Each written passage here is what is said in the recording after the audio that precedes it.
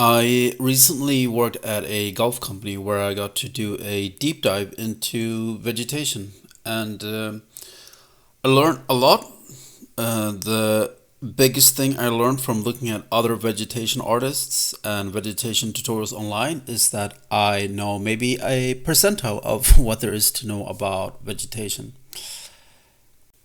And the very first thing I will do is, as usual, I gather a lot of references and I want a plethora of biodiversity in my scene. I knew I was going to use both potted plants and wild plants interacting with each other. I also knew the biggest MVP vegetation in the scene would be ivy and vines, so I wanted to have a big focus on that. Okay, so having all that in mind, these are the three things I wanted to have in consideration when creating my atlas. Is one, vegetation with different shapes, um, just to ensure the silhouette is good. Number two, vegetation with different colors. This both means like flowers of different colors, but also I want the green leaflets to have different hues and saturations of green. And then I would also wanted a different kind of vines. So the vines would not just consist of ivy. I would also want to have something that could climb that could give a variation to what I already had. And I'm doing a quick sketch of all the plants that I want in my scene. This also includes some other things, but mainly it's supposed to be the plants. I think one of my favorite parts about this was also that I decided to have something like fern and the ivy, and I kept looking for references for a really long time, and then I got up to take a break and I realized I literally have these plants in my home and I could have just used them as references, which I did as well. I also have a literal forest behind me. It's a Nordic one, but still behind me, and then I could have used that for some reference as well. So, a lesson here is just go touch grass. Like, literally, you get things you can't always get from references, like how things interact with each other, how it looks from different angles, its materials, and its variation, etc.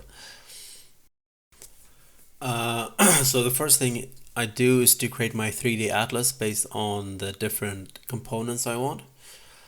I started preferring making these in 3D based on this tutorial that I'm gonna link here. Um, I don't know, there's something about the 3D that kind of helps the stylization a bit, I think. I can't really explain it more than that. You also have some creative control and everything. Um, so yeah, pretty much all of it is made in Blender with the exception of the fern leaf. And listen, like if you're good at Blender, I think you would know how to do this. I'm not good enough in Blender for this. So I had this fern leaf, and like the leaves are the same angle, and yeah, it's not really working out. So now my plan is to just to take it into speed tree instead. But before I do that, I model the first leaf I want in speed tree in Blender. Then I lift the leaf into speed tree. I just create a simple branch, adjust the starting angle and ancestor parameters. Then I create leaf intervals with a slight offset and allowing these values to fade further out on the branch so they kind of like point more in line with the angle. Um,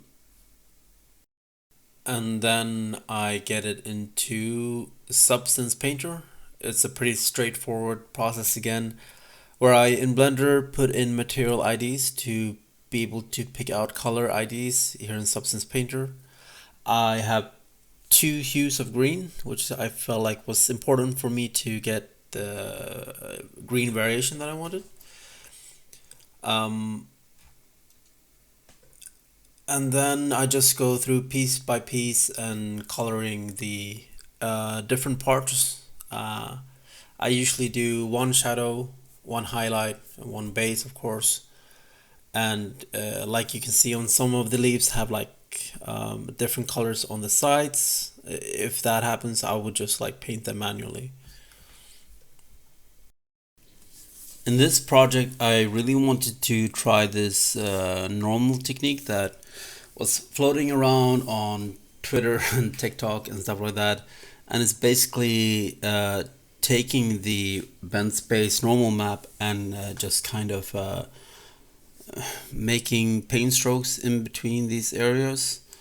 I keep seeing a lot of iterations of this and it's improving quite a lot. But I just did this thing where I put a blur slope filter on top of the normal map just to get something quick. I wouldn't say this is perfect, but it is giving something that is giving some kind of stroke variation in the normals. And after I'm done in Substance Painter, I go into my Blender scene again. This is usually like my main scene, and the Vegetation Atlas scene is a separate scene. But here I assemble everything in one scene. And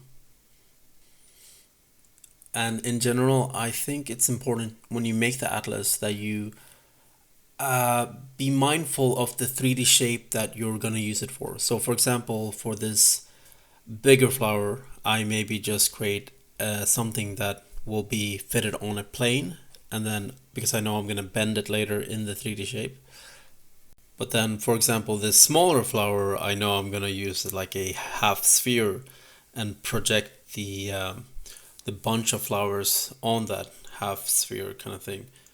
Um, Honestly, I don't really know when to use which. I would maybe say that if something is bigger, then maybe you want to break it into bigger 3D shapes. If it's smaller, then it's okay to just project it on a plane downwards. Then I went on to the star of the show, which is kind of like the ivy. And I don't know. In the beginning, I thought it would be enough to just make this ivy that was going straight up. But the issue is kind of arising when it's colliding with house corners or the vehicle or round objects or something like that. Then this straight ivy wasn't really enough, or I didn't think it was looking good enough for my purposes. And at first I was like, I can just buy an ivy generator, right? So I went to Unreal Market and I see this really cool ivy generator, but uh, Arms for the poor. But then eventually I realized I can actually do this in SpeedTree. So I make proxy objects of the things that I usually assemble in Unreal, right? Because this doesn't really exist as an object. So I make a dummy object of it, put it into on SpeedTree, and then I make the ivy crawl on top of this building. And SpeedTree can provide you really good tutorials of how to do this properly. And this is actually exactly what I want. It's giving me some more variation to how the ivy can grow, and I think it looks pretty good. You can even see it's doing a pretty good job here on the van, growing like in between the crevices of the tire and stuff. The only thing I couldn't really figure out was to how to make like the ivy plants grow from just a line. It was just growing from like the circle, which is kind of like interfere. So I had to split it up into several kind of ivies for objects that were just like very long.